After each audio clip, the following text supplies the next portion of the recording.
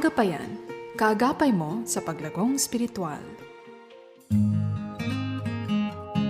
Kumusta ka kaagapay? Ano man ang iyong pinagkakaabalahan sa mga oras na ito, sana samahan mo ako sa pag-aaral ng salita ng Diyos. Tayo ay magkakasamang muli sa loob ng 30 minuto. Ako po si Pastor Ronald Llobrera sa ating programang Agapayan.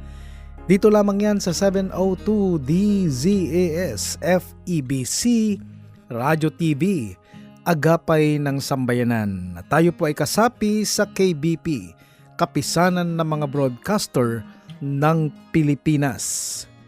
Nais lang nating batiin ng happy listening ang ating mga kamanggagawa at kaagapay na sina Brother Engineer Romeo David and Engineer Romar David at ang buong David family.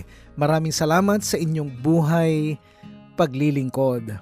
Binabati din natin ang ating kamanggagawa dyan po sa Calvary Christian Church, Santo Tomas, La Union na sina Pastor Joseph Padilla at ang buong Padilla family at si Pastor Israel Llobrera at ang buong Llobrera family dyan po sa Calvary Christian Church, Santo Tomas, La Union. Binabati din natin ng happy listening ang ating kapatid dyan po sa Calvary Christian Church, Sister Sheila Brina Daz Mendoza at ang kanyang buong sambahayan, ang buong Mendoza family. Pagpalain po kayo ng Panginoon. Kagapay, isa na namang napakagandang paksa ang ating tatalakayin sa gabing ito. Ito ay may pamagat na makabayang paglilingkod. Nasa sanlibutan pero hindi taga sanlibutan. In the world but not of the world. Ito ang sabi ng Panginoong Hesus tungkol sa kanyang mga alagad. Ayon sa John chapter 17 verses 11 and 16. Iyan ang kalalagayan nating mga Kristiyano. Ang tunay na tahanan natin ay nasa langit, hindi nasa sanlibutan ito. Tayo'y pinanatili ng Diyos sa sanlibutan upang isagawa ang kanyang kalooban at upang maglingkod sa kanya. At ang paglilingkod na ito kaagapay, inangangahulugang tayo ay dapat magpasakop sa kapangyarihan ng gobyerno o pamahalaan. Ito ang kayusan ng pamamahala or order of authority na itinalaga ng Diyos sa daigdig. Ang Diyos ang Panginoon sa ibabaw ng lahat. Sa ilalim ng Diyos ay ang gobyerno. Sa ilalim ng gobyerno ay ang mga magulang at sa ilalim ng mga magulang ay ang mga anak. Diyos ang makapangyarihang pinuno ng lahat. Yan ay nakasaad sa Daniel chapter 4 verse 1 and Matthew chapter 28 verse 18. Itinatag ng Diyos ang gobyerno upang mapanatili ang batas at kaayusan. Yan ay nakasaad sa Romans chapter 13 verses 1 to 4. Itinatag ng Diyos ang mga magulang bilang tagapamahala sa kanilang mga anak. Diyos, gobyerno, mga magulang, mga anak. Maliwanag ang utos ng Diyos tungkol sa relasyon ng mga tao, kasama diyan ang Kristiyano sa gobyerno. Romans chapter 13 verse 1, let everyone be subjected to the governing authorities, for there is no authority except that which God has established. The authorities that exist have been established by God. Ang bawat tao ay magpasakop sa mga namamahalang otoridad sapagkat walang pamamahala na hindi mula sa Diyos at ang mga pamamahalang iyon ay itinalaga ng Diyos. Sa gusto natin o sa hindi, ang gobyerno o anumang klaseng gobyerno ito, matuwid o baluktot, Diyos ang naglagay sa gobyernong iyan. Kaya't ano ang babala sa lahat? According to Romans chapter 13 verse 2, consequently, whoever rebels against the authority is rebelling against what God has instituted, and those who do so will bring judgment on themselves. Kaya't ang lumalaban sa may kapangyarihan ay lumalaban sa itinalaga ng Diyos, at ang lumalaban ay tatanggap ng kahatulan sa kanilang sarili. Ito ang maasahan natin mula sa gobyerno, kung ito ay sumusunod sa plano ng Diyos. Ayon sa Romans chapter 13 verses 3 and 4, sapagkat ang mga pinuno ay hindi kilabot sa mabuting gawa, kundi sa masama. At ibig mo bang huwag magkaroon ng takot sa may kapangyarihan? Gawin mo ang mabuti at magkakamit ka ng kapurihan mula sa Kanya, sapagkat siya'y lingkod ng Diyos para sa kabutihan mo. Ngunit kung masama ang ginagawa mo, matakot ka, sapagkat hindi walang kabuluhan ang pagdadala niya ng tabak. Siya'y lingkod ng Diyos upang ilapat ang puot sa gumagawa ng masama. Kaagapay, ang mabuting gobyerno na sumusunod sa plano ng Diyos ay nagbibigay ng proteksyon laban sa mga masasama at tumutulong sa mga tao upang sila'y makapamuhay sa paraang mabuti at makatarungan, at upang mapanatili ang kapayapaan sa kapaligiran. Kung walang gobyerno, may dalawang panganib ang maaaring mangyari. Unang panganib, magkakaroon ng anarkiya or anarchy, o kanya-kanyang gustong gawin na walang pakundangan o walang malasakit sa iba. Ikalawang panganib, ang lakas ang siyang batas, matira ang matibay. Kung walang gobyerno, kung sino ang malakas, siya ang maghahari. Walang magsasanggalang sa karapatan ng mga mahihina. Sila'y mananatiling laging api. Pag-aralan natin ang mga obligasyon ng mamamayan. Dahil dito, may obligasyon ng mga mamamayan upang suportahan ng gobyerno. Ayon sa Roma, Kabanatang 13, sa mga talatang 5 hanggang 7, kaya't nararapat na magpasakop hindi lamang dahil sa galit, kundi dahil din sa budhi. Sapagkat sa gayon ding dahilan ay nagbabayad din kayo ng buwis. Sapagkat ang namamahala ay ang mga lingkod ng Diyos na patuloy na nangangasiwa sa bagay na ito. Ibigay ninyo sa lahat ang sa kanila'y nararapat. Buwis sa dapat buwisan, ambag sa dapat ambagan, paggalang sa dapat igalang, parangal sa dapat parangalan. Kagapay, bilang mabuting Kristiyano ay dapat din tayong maging mabuting mamamayan. Magpasakop tayo sa mga batas, magbayad tayo ng mga kaukulang buwis, at ibigay natin ang nararapat na paggalang sa mga opisyales ng gobyerno. Pero paano naman kung baluktot ang gobyerno? Alam natin na nangyayari ito. May mga gobyerno at mga opisyales ng gobyerno na hindi sumusunod sa plano ng Diyos at sila'y gumagawa ng mga katiwalian at kabaluktutan. Sa ganyang pagkakataon, maraming halimbawa sa Biblia na nagsisilbing gabay sa atin kung ano ang dapat nating gawin kapag ang gobyerno at ang mga opisyalis ng gobyerno ay nagbibigay ng mga kautosang labag sa batas ng Diyos at labag sa ating konsensya. Halimbawa na dito, kaagapay, ay sina Shadrach, Meshach at Abednego. Noong sila inutusan na sumamba sa ribultong Diyos-Diyosan na gawa ni Haring Nebukadnezar. Basahin natin ang Daniel, Kabanatang 3, sa mga talatang 16 hanggang 18. Sina Shadrach, Meshach at Abednego ay sumagot sa hari, "O Nebukadnezar, hindi namin kailangang sagutin ka sa bagay na ito.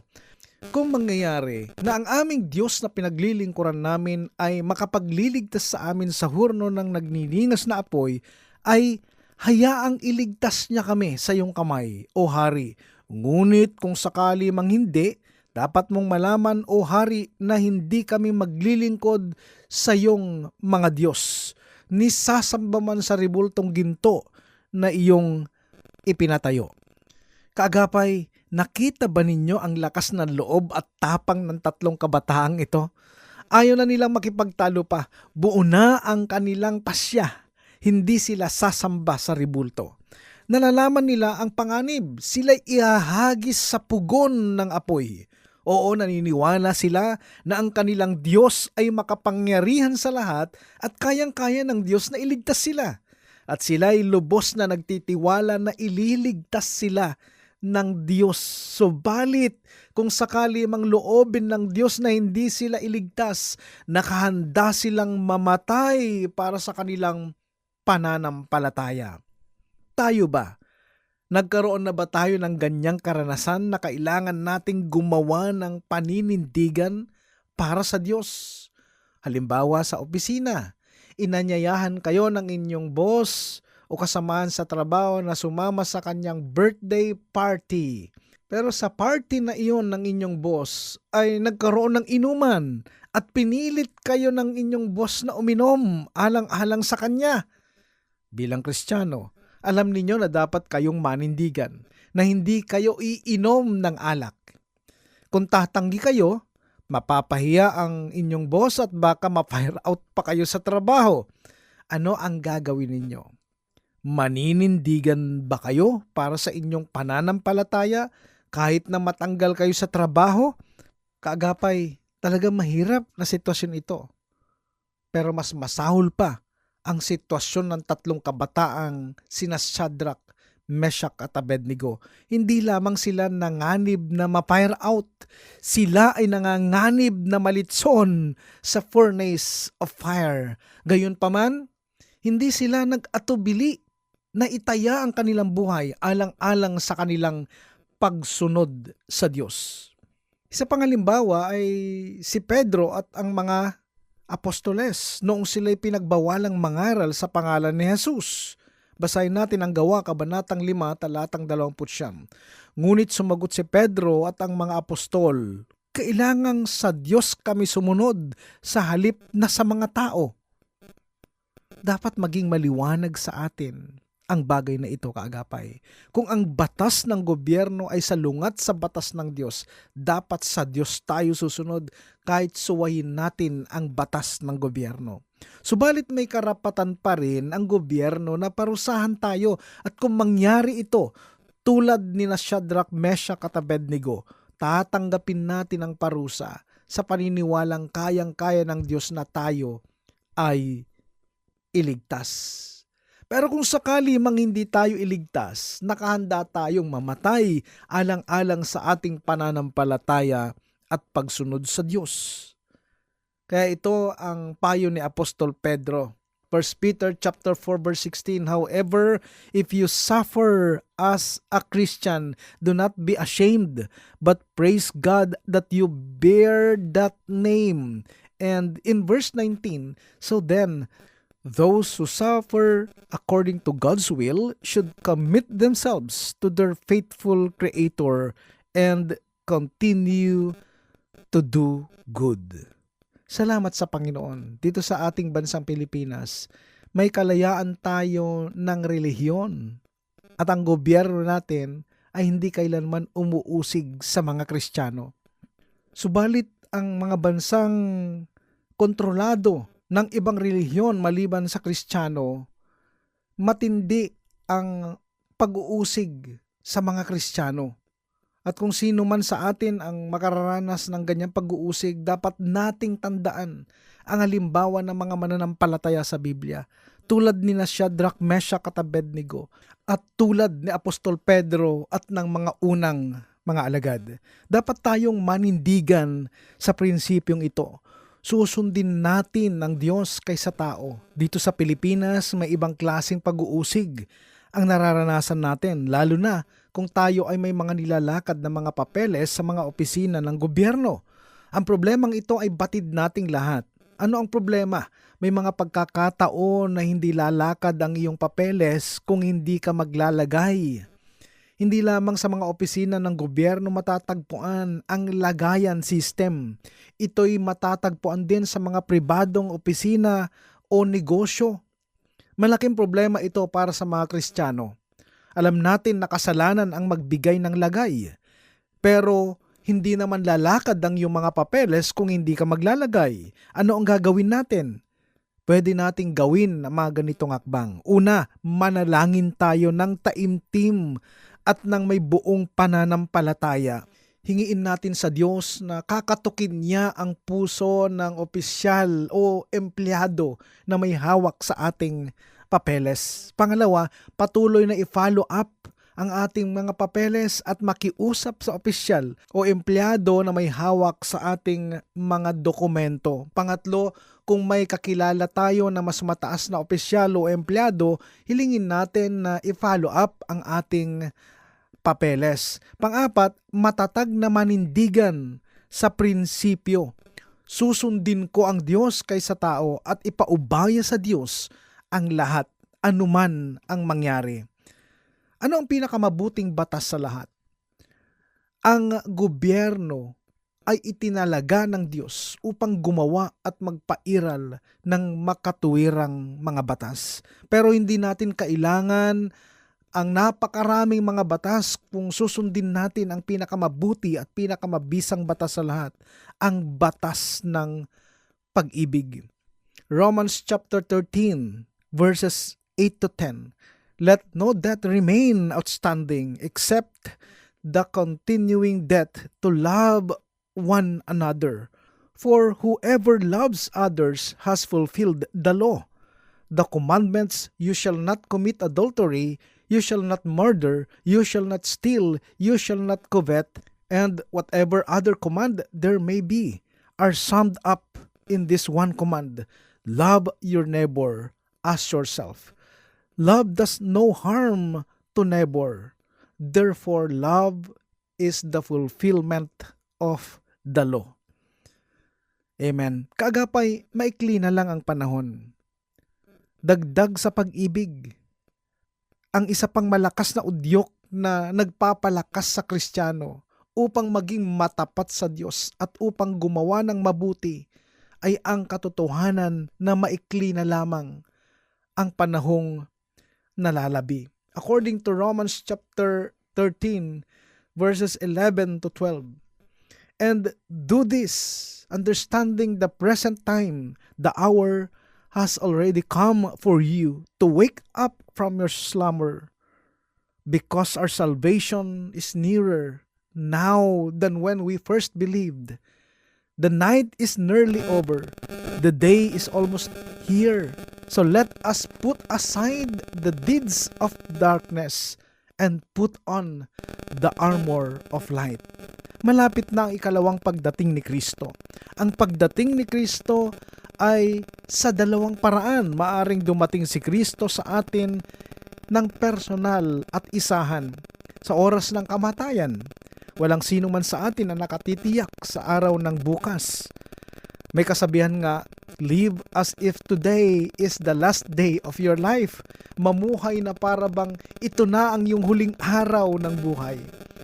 Magandang paalaala iyan, kaagapay. Huwag nating sayangin ang ating oras. Laging sikapin nating maglingkod sa Panginoon. Ang pagdating ni Kristo ay maaaring yung pagdating niya sa katapusan ng daigdig. Kaagapay, iyan ang hinihintay nating lahat, na siya'y bababa mula sa langit upang tapusin ang makasalanang sanlibutan at simulan ang kanyang 1,000 taong paghahari sa ibabaw ng lupa sa millennium. Kahit aling paraan ng pagdating ni Kristo, sa kamatayan man o sa katapusan ng mundo, lagi nating aalalahanin maikli na lamang ang panahon upang tayo'y maglingkod sa Panginoon. Ano ang epekto sa atin kung lagi nating inaabangan ang pagdating ni Kristo? Romans 13:12 to 14. The night is nearly over. The day is almost here. So let us put aside the deeds of darkness and put on the armor of light. Let us behave decently as in the daytime, not in carousing and drunkenness, not in sexual immorality and debauchery, not in dissension and jealousy. Rather, clothe yourselves with the Lord Jesus Christ and do not think about how to gratify the desires of the flesh. Isuot si Kristo. Ito ang sekreto ng pagiging mabuting mamamayan. At hindi lamang mabuting mamamayan, kundi isang matagumpay at mabungang Kristiyano.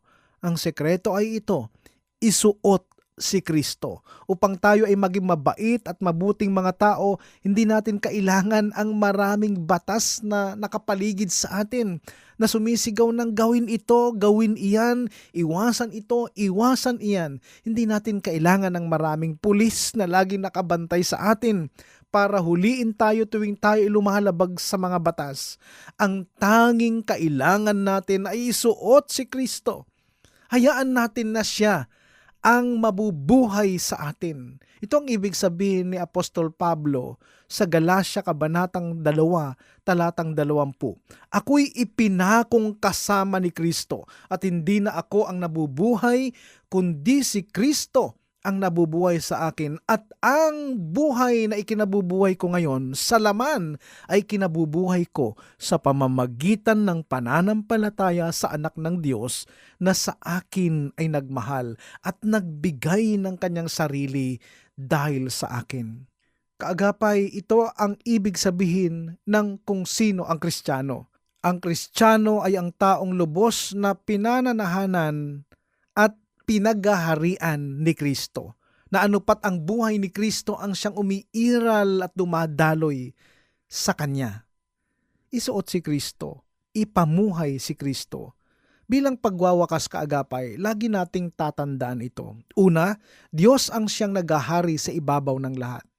Kilalanin man siya o hindi ng mga tao, kalooban ng Diyos pa rin ang masusunod. Ikalawa, bahagi ng paghahari ng Diyos ang paglalagay niya ng mga gobyerno at mga taong namumuno. Lahat ng hari o presidente o punong ministro ng mga bansa ay nakaupo sa kanilang trono o katungkulan dahil sila'y inilagay doon ng Diyos. Pangatlo, ipinag-uutos sa atin ng Diyos na dapat tayong magpasakop at sumunod sa mga batas ng gobyerno at mga pinuno, basta hindi salungat sa utos ng Diyos ang kanilang mga utos. Pang-apat, sa sandaling ang utos ng gobyerno o ng taong pinuno ay sumalungat sa utos ng Diyos, ang Kristiyano ay dapat manindigan na susunod sa Diyos at hindi sa tao, at alang-alang sa pagsunod sa Diyos, nakahanda ang Kristiyano na tanggapin ang anumang parusa na ipapataw ng gobyerno o ng pinuno sa kanya. Panglima, balang araw, ang lahat ng gobyerno at mga taong pinuno ay haharap sa hukuman ng Diyos at doon sila tatanggap ng angkop na ganti dahil sa kanilang ginawa sa mga tao, lalo na laban sa mga Kristiyano. Bukod sa pagsunod at pagpapasakop sa gobyerno at mga pinuno, mayroon pa tayo mga dapat gawin bilang mga Kristiyanong mamamayan. Una, dahil dito sa Pilipinas mayroon tayong kalayaan at demokrasya, dapat gamitin natin ng may katalinuhan ng ating karapatang bumoto. Sana noong nakaraang eleksyon ay binoto natin ang mga kandidatong alam natin na may mabuting plano at layunin para sa bayan. Kasabay ng ating pagboto ay ipinaubaya na sana natin ang resulta sa Diyos. Kung sino man ang manalo, tatanggapin natin na iyan ang kalooban ng Diyos. Pangalawa, lagi nating idalangin ang ating mga pinuno.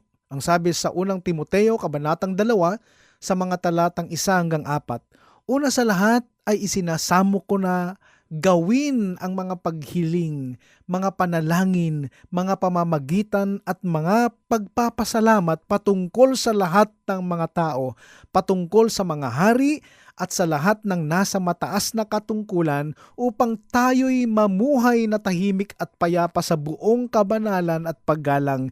Ito'y mabuti at kaaya-aya sa paningin ng Diyos na ating tagapagligtas, na nagnanais na ang lahat ng tao ay maligtas at makarating sa pagkakilala ng katotohanan. At pangatlo, sa tulong ng Espiritu Santo, sikapin nating lagi na tayo'y mamuhay bilang liwanag at asin sa ating daigdig. Kung saan may kadiliman, papagliwanagin natin ang katotohanan ng salita ng Diyos. Kung saan may kabulukan, ipamuhay natin ang asin ng katwiran at kabanalan. Amen. Sa Diyos ang papuri. Diyan magtatapos kaagapay ang ating pag-aaral sa gabing ito sa paksang makabayang paglilingkod at muli kitang inaanyayahan sa susunod na Sabado sa kapareho ring oras, 7:30 to 8 ng gabi. Kaagapay, kung mayroon kang katanungan or any concern with regards to our topic, maaari ka magpadala ng iyong mensahe sa 702 DZES FEBC Facebook page or mag-text ka sa cellphone number 0999-223-5668. Ako po ay pansamantalang nagpapaalam, Pastor Ronald Llobrera po sa programang Agapayan. Pagpalain ka ng Panginoong Hesus.